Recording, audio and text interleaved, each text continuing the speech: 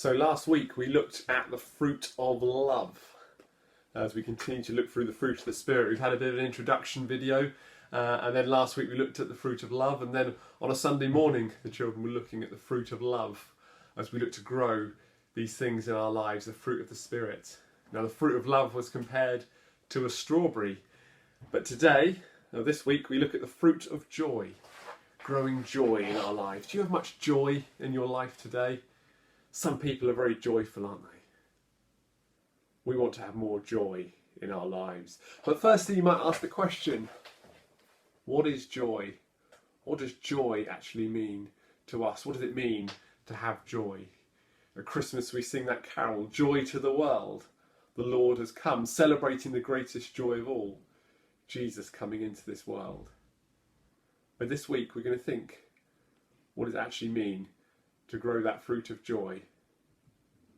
What is joy for us? So, the word joy. Supposing joy was an actual fruit, a bit like love was the fruit of a strawberry last week, how would we compare joy to a fruit? Well, as you might know, it's getting a bit colder at the moment, so we might still have some warm weather in September.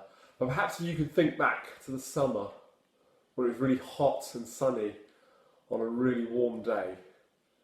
Perhaps you're outside, you might be outside playing in the garden, or on holiday somewhere, not abroad obviously, well, very unlikely to be abroad at the moment, but even in this country, it was quite warm sometimes during the summer. What would you do to cool down? Well, you might get an ice cream, an ice lolly, or a drink with ice in it, or you may wish to have a fruit which cools you down. I wonder if you've ever seen this fruit before. This is a watermelon. Now, watermelon is full of so much water that when you eat it, it really sort of cools you down. It's very cold.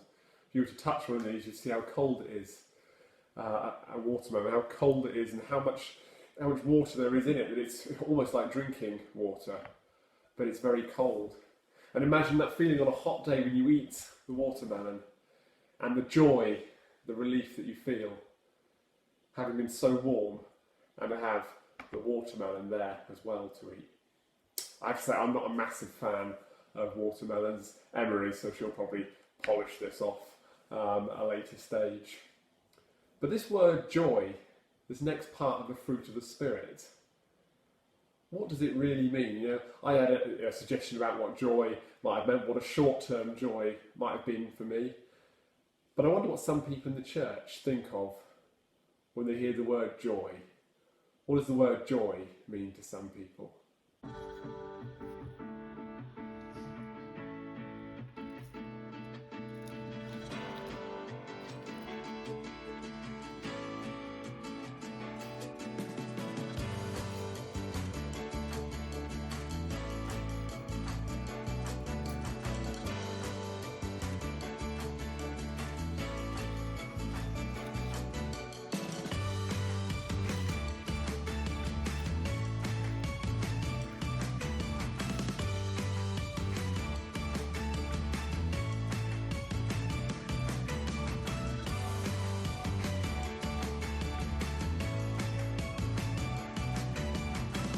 The joy of the Lord is my strength.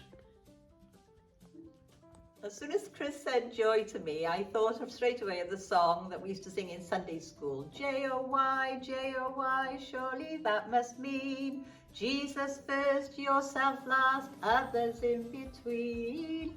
Good thing to remember, I think.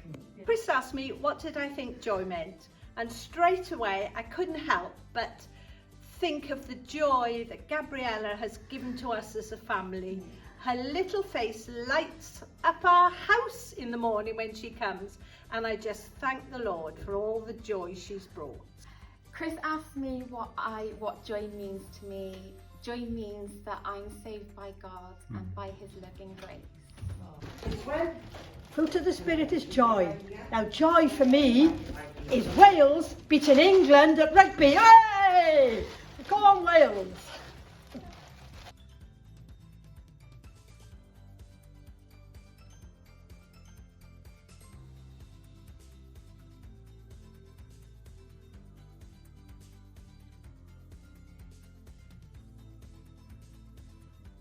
Good morning all. We're looking forward to Messy Church. It will be Thursday of next week. We're looking forward to being together and having activities, learning more about Jesus and sharing some food together. So look forward to seeing you all.